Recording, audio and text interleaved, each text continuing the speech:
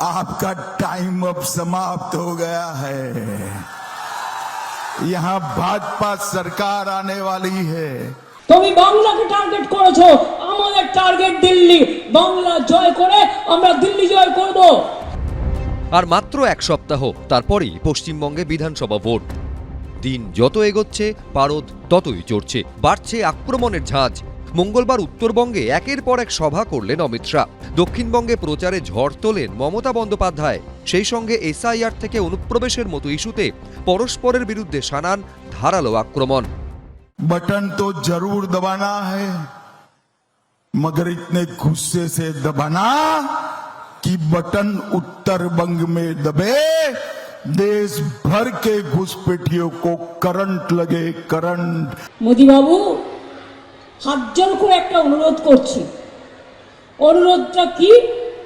2024-এর লিস্টে, ভোটার লিস্টে আপনি প্রধানমন্ত্রী হয়েছেন। তাহলে আপনার যদি ওই লিস্টে ভোট হয়, তাহলে বাংলায় 90 লক্ষ ভোট কাটার জন্য আলাদা করে এসআইআর করতে হলো কেন? আপনাকে প্রথম পদত্যাগ দিতে হবে, আপনাকে করতে হবে, তা নাহলে জনগণ আগামী দিনে আপনাকে পদচ্যুত করে দেবে। চৌঠা মে চতুর্থবার তৃণমূল, নাকি পশ্চিমবঙ্গে প্রথমবার বিজেপি? চ্যালেঞ্জ পাল্টা চ্যালেঞ্জে পারদ একেবারে সপ্তমে। बंगाली नववर्ष के दिन ये दीदी को टाटा बाय बाय कहना है, दीदी को टाटा बाय बाय कहना। आप सब दीदी को निकालने के लिए तैयार है क्या? আমি অমিত শাহকে বলবো 4 তারিখ বাংলায় থাকবেন আপনি। যারা মানুষের প্রতি অবিচার করেছে, মানুষকে অপমানিত করেছে, তাদের জন্য এবার রবীন্দ্রসঙ্গীত না, এবার 4 তারিখ ডিজে বাজবে। তৈরি থাকো। শেষ অবধি চৌঠা মে জয়ধ্বজা ওড়াবে কারা, সেটাই দেখার। আশাবুল হোসেন, মুন্না अग्रवाल, রাজা চট্টোপাধ্যায়, एबीपी आनंद। अगर नरेंद्र मोदी जी भ्रष्ट हैं तो तृणमूल कांग्रेस भी भ्रष्टाचार की रेस में कम नहीं है। আবার 3 দিন পরে কলম্বিয়া বা ভিয়েতনাম পালিয়ে যাবেন না তো? বিহারে তো ইলেকশনের আগে পালিয়ে গেছিল। রাজ্যে তৃণমূল ক্ষমতায় আসার পর এবারই প্রথম পশ্চিমবঙ্গে এককভাবে ভোটের লড়াইয়ে নেমেছে Congress.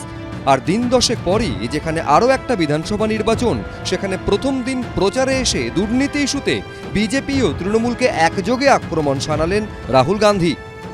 Sharda chit fund scam, 17 lakh investors का पैसा,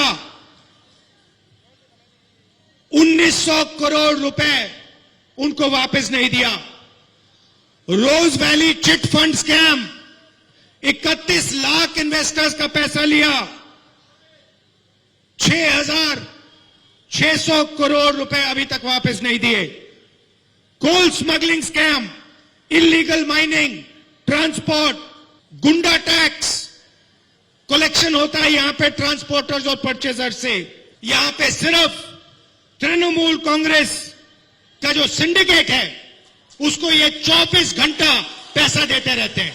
উনি জানেন না 1988 সালের জুলাই মাসে কলকাতার শহীদ মিনার ময়দানে ওনার বাবার বিরুদ্ধে, রাজীব গান্ধীর বিরুদ্ধে দুর্নীতির অভিযোগ এনে এই বিজেপি, এই সিপিএম, অটল বিহারী বাজপেয়ী আর জ্যোতি বসু হাতে হাত ধরে মিটিং করেছিলেন ভিপি সিংকে মাঝখানে রেখে। উনি সেই বিশ্বাসঘাতকতার ইতিহাসগুলো জানেন না। এখানে এসছেন বড় বড় কথা বলতে। তৃণমূলের বিরুদ্ধে চাকরি দেওয়ার নামে মিথ্যে প্রতিশ্রুতি দেওয়ার অভিযোগ তুলেছেন রাহুল গান্ধী। আক্রমণ করলেন মমতা বন্দ্যোপাধ্যায়ের নাম নিয়েও। तृणमूल कांग्रेस ने 2021 में बंगाल से वायदा किया था, मुझे याद है, 5 लाख लोगों को रोजगार देंगे। अभी 84 लाख युवाओं ने अनएम्प्लॉयमेंट अलाउंस के लिए अप्लाई किया है।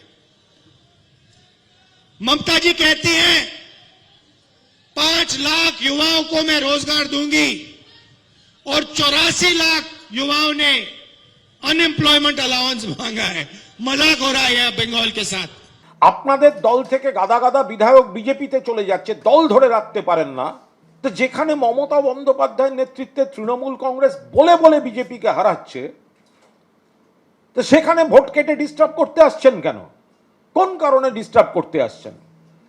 বিজেপির ভাষা রাহুল গান্ধীর মুখে আজ। ওনার কি গা জ্বলছে? শুধু মমতা বন্দ্যোপাধ্যায় নন, পশ্চিমবঙ্গে ভোটের প্রচারে এসে দুর্নীতির প্রশ্নে নরেন্দ্র মোদীর সঙ্গে আদানিকে জুড়ে নিশানা করেন রাহুল গান্ধী। उन्होंने नरेंद्र मोदी ने बीजेपी को अदानी कंपनी से जोड़ दिया।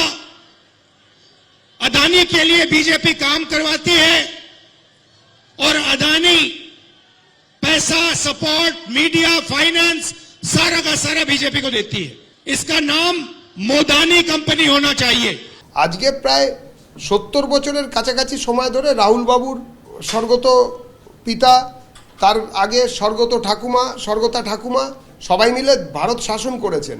তারপরেও এরকম বিজেপির উত্থান এবং মানুষের কাছে বিজেপির অ্যাক্সেসিবিলিটি, সেটা রাহুল বাবুর কাছে পীড়াদায়ক।